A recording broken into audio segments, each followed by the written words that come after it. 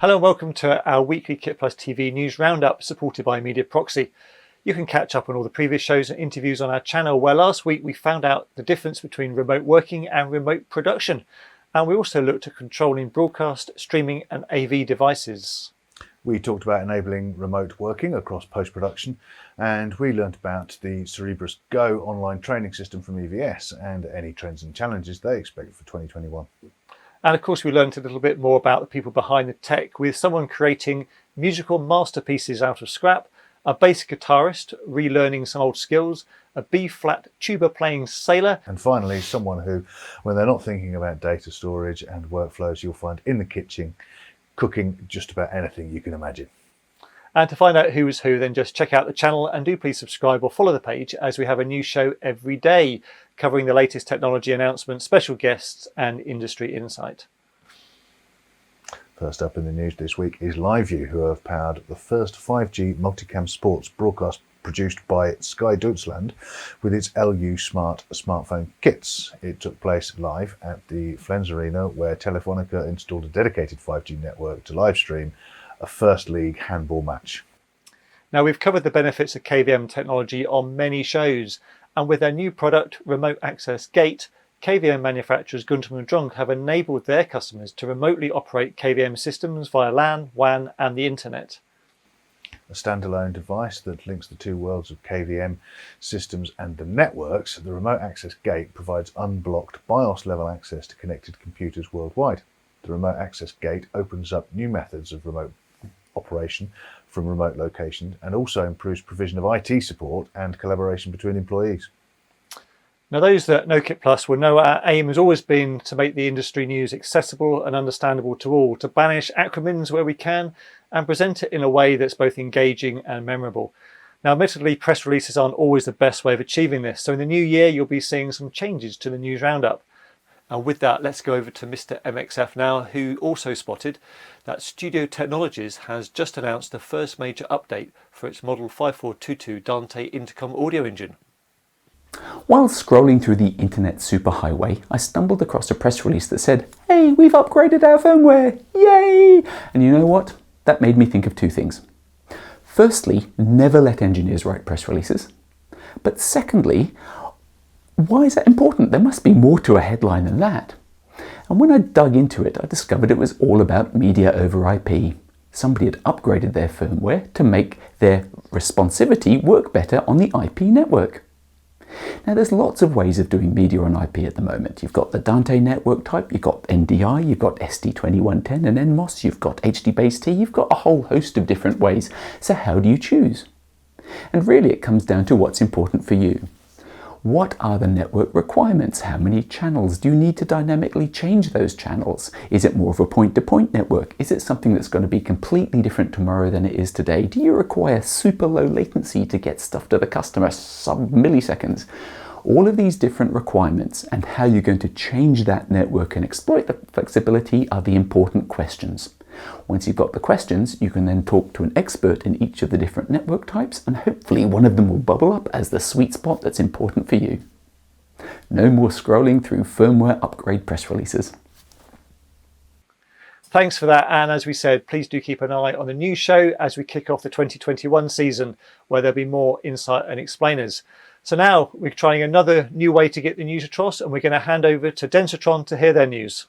So following a successful collaboration on a major project for Al Jazeera, Primecast Technical Solutions will now serve as a reseller for our IDS solution in Qatar and other Middle Eastern territories. We've had a really good relationship with Primecast over the years, and with the successful deployment of IDS at Al Jazeera's studios in Qatar, where it provides call timing, indicator lights and core GPIO functionality, just further confirmed the capability of IDS to the Primecast team, and we're very much looking forward to working with them. Fantastic, thank you. Very festive earrings. Look out for more explanations direct from the people making the news in the new series coming up in 2021. FUJIFILM has announced the availability of a ZEISS extended data firmware update for the FUJINON Premista series of lenses. Both Premista models can now be updated at the FUJINON Service Centre in London, and in early 2021 the delivery of the much anticipated Premista 1945mm T2.9, the wide one, will ship with a full extended data functionality. Yeah, and do look out for our interview with Mark from FUJINON coming up in this week, I think. Simon Says, the leading timecode-based AI transcription platform for video professionals, have announced the launch of Simon Says Assemble, a new product and significant expansion to the Simon Says platform that makes video editing as simple as copying and pasting text. Assemble enables production teams and clients to quickly and easily lock story from the web, import and transcribe interview footage and dailies, highlight the key sound bites in the transcript, then easily drag and drop soundbite text into the desired sequence to create the spine of the story. Share, annotate and sign off in one flow. Look out for the interview we're doing with them coming up soon, hopefully explain something. So let's take a very short break now while we tell you about Mediaproxy, who support KitPlus TV. As you may already know, Mediaproxy is the global leader for all things compliance, with over 20 years in the business and over 15,000 channels deployed in over 60 countries. They're the trusted partner in the industry for logging, monitoring and analysis of linear broadcast and OTT.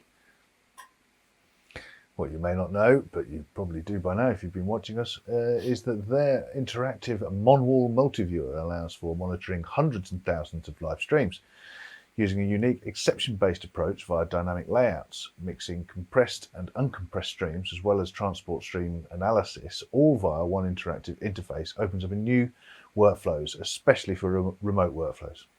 Yeah, and if you're looking to replace your Volacom system, team up with the global leader in compliance. For more information, please check out their website, Mediaproxy.com.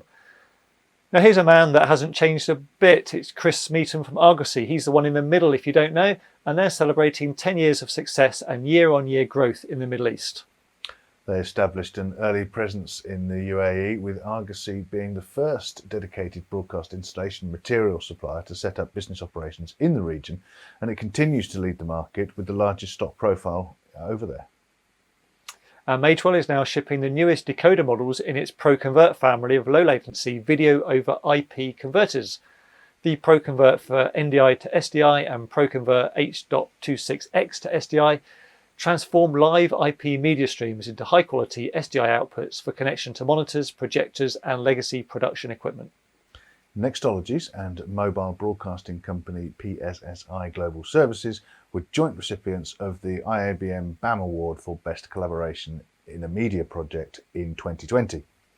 The virtual awards event represented outstanding innovation and achievement in the media category. The BaM Award winners are chosen from 10 individual categories, and the judging was carried out by a panel of more than 40 non-affiliated expert judges, each with a specialist expertise in one or more of the awards categories. We've got to say that we're proud to have designed the awards virtual stage and run the production and streaming of the awards. You can catch up on all of the winners and watch the ceremony by just Googling IABM BaM Awards 2020. MG Alba, which manages and operates Scottish Gaelic language channel BBC Alba in partnership with the BBC, has chosen the StreamStar X4 live production studio to extend the creative resources available at and from its Stornoway HQ.